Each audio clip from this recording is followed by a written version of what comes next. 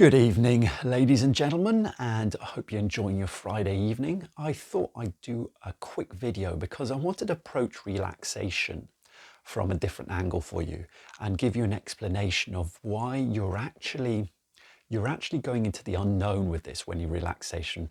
As a society, we don't know what it feels like to be relaxed. And this is for a reason. I'm going to take you through now how relaxation has become a kind of foreign feeling for us as a society, and specifically for you as a young athlete.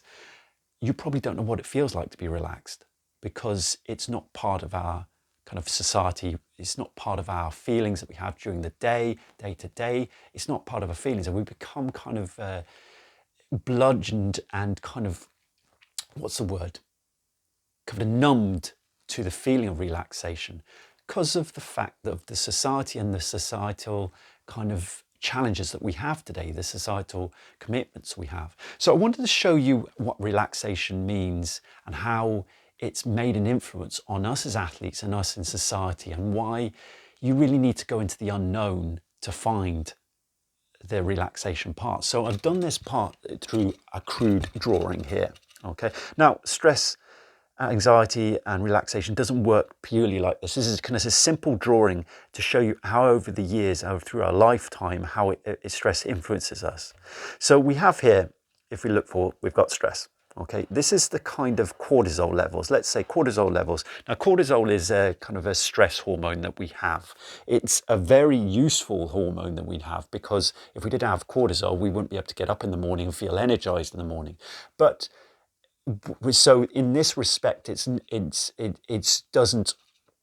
accurate depiction of cortisol, because cortisol, as I say, is useful, a certain amount of it, and it rises and falls throughout the day depending on your circadian rhythm, your sleeping and stuff like that. So, but this is how cortisol hits the body throughout our lifetime nowadays.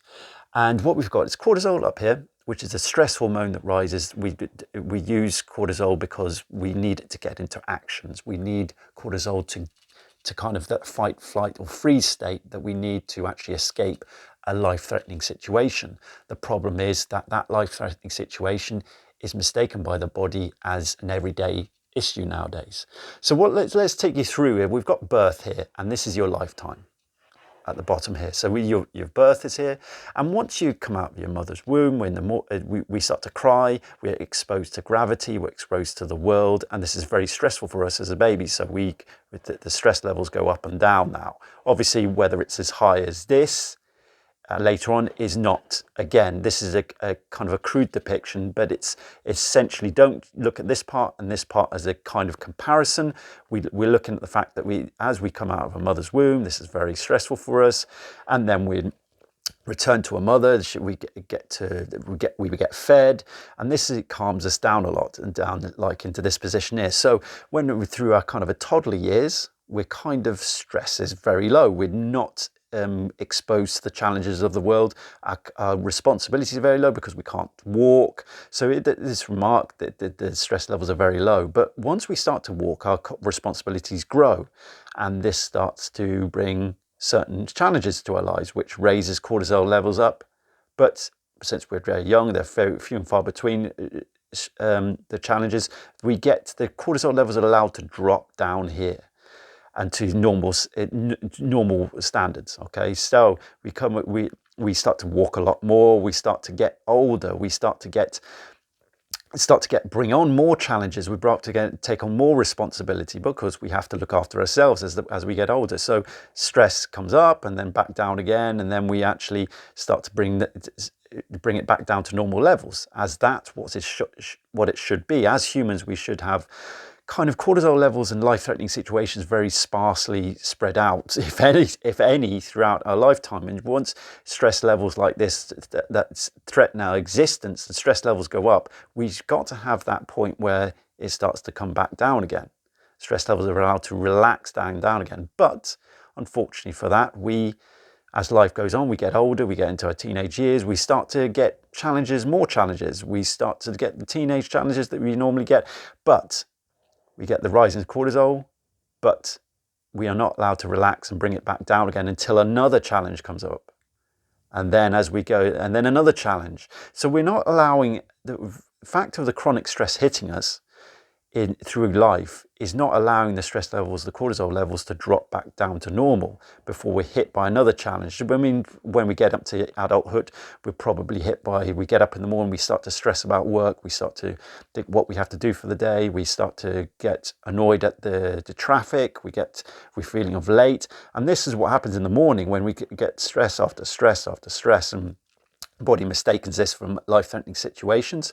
And this is what happens when you don't allow stress to come back to normal, back down here again. It starts to hit again and again and again. So until you get to a point when you're adulthood, you've got to, maybe you're married, maybe you're into your 20s, you've got responsibilities for work, to financial commitments and stuff like that, and you find that our stress levels never really drop down. We hit a chronic stress level that's around here, and as I say, it doesn't get able to drop down up like this as chronic stress level. So this is the point where we don't know what it feels like to be actually relaxed, because as we go, we get numb to the feeling of relaxation through it, and we're missing out on this block here, all this good part where relaxation is. And this is where the body performs for us, in this area here.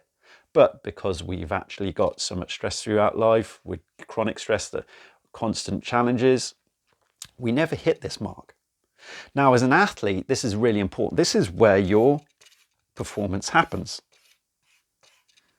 This is where down here, this is where your true performance, this is flow state down here. This is where we should be able to perform, to recover. But because of chronic stress levels, we do not recover, and we get injured, and we get stressed and tight. This is where we train at, up here, customarily in society nowadays. Now, the problem is that it's getting worse and worse. If I was going to go back here, we get to the point here where kids, through research, we're showing how kids and mobile devices are becoming more and more prolific. So we get even to the ages of 5 or 6, kids are being exposed to mobile devices, and we know mobile devices increase stress levels. So they're starting to get to this point here. So, you know, those stress levels are starting earlier and earlier and earlier, up into this point where we get to the kids are getting stressed earlier and earlier on in life, which is not helpful. And specifically, if we're going to grow athletes and get kids into being athletic performers, they're going to miss out on this part here. So this is why I wanted to get you to point of how important relaxation is. Because of the chronic stress levels, we're missing out on this part. Now, customarily or accidentally, you might often hit the edge of there and perform a PB. But that is when you perform a PB in the relaxed state, racing is really, really easy for you. It's at a point where it just flows. And you said, how did that happen? Well, your stress levels dropped into this point here. Accidentally, you don't know how, but you perform a PB when it just comes out of nowhere, and you just get to a point, well, that was marvelous. So you might have hit the edge of that point here, but there's still this area here that we don't know is there. And this is the point that we don't know. You've numbed yourself through chronic stress, and you numbed yourself, so you don't know what it feels like to be relaxed in this point here.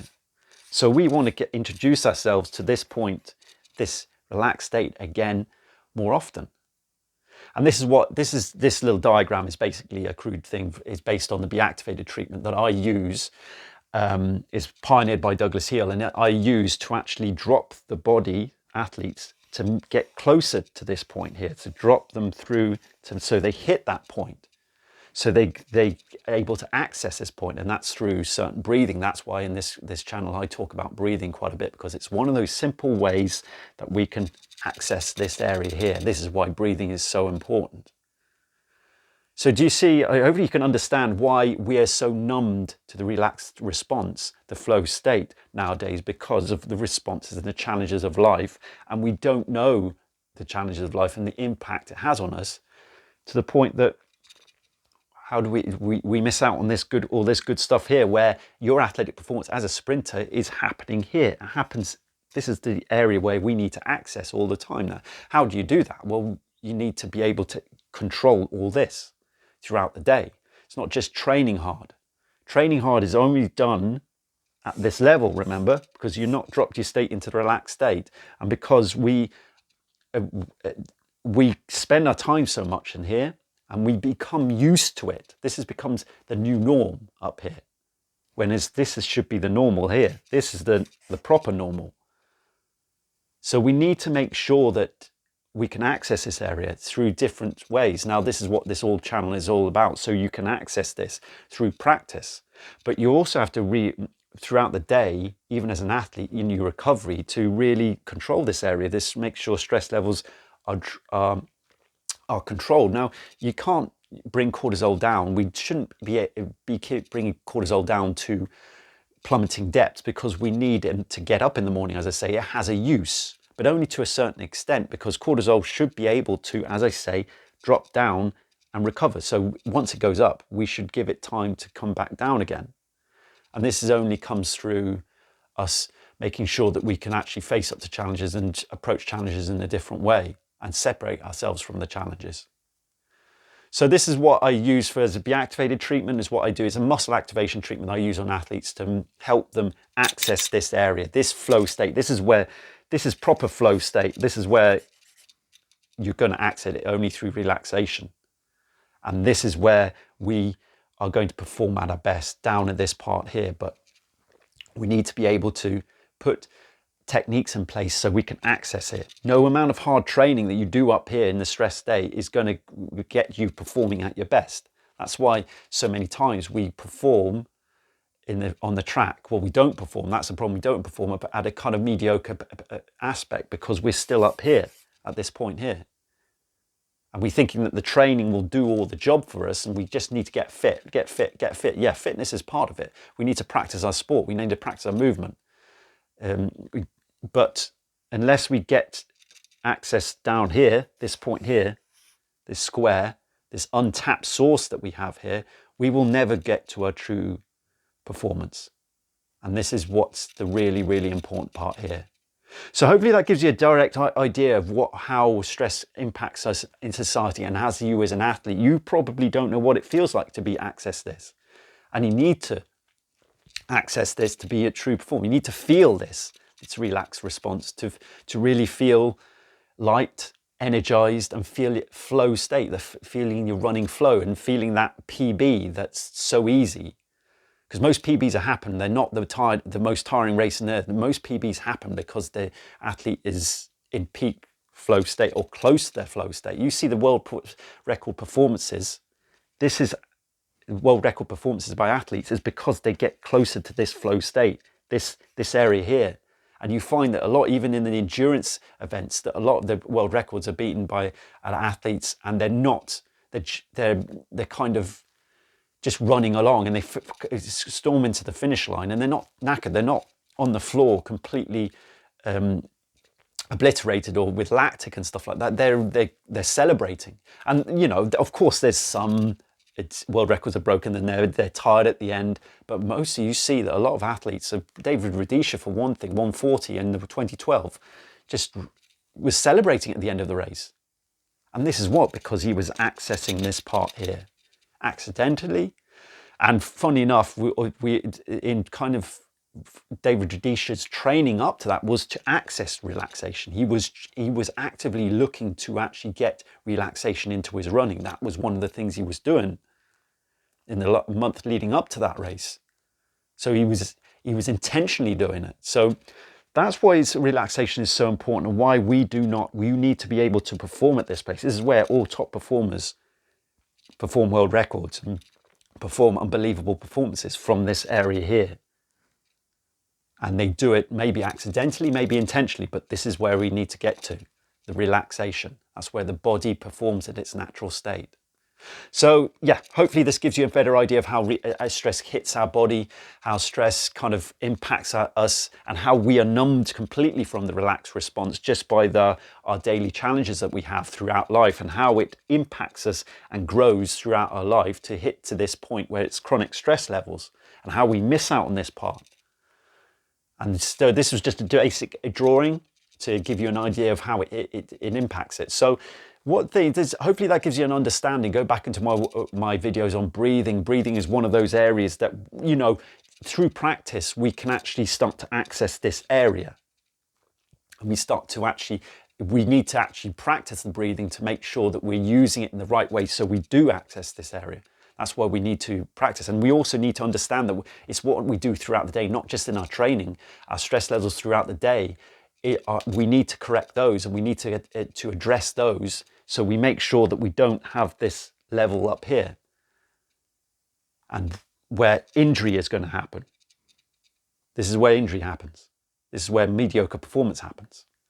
This is where the proper performance happens.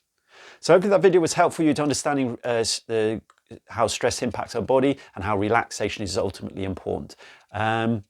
Keep posted. Keep posted for new videos. Please subscribe to the channel. And if you like the video, please share it. Please like it. Give me a thumbs up. And thanks for watching.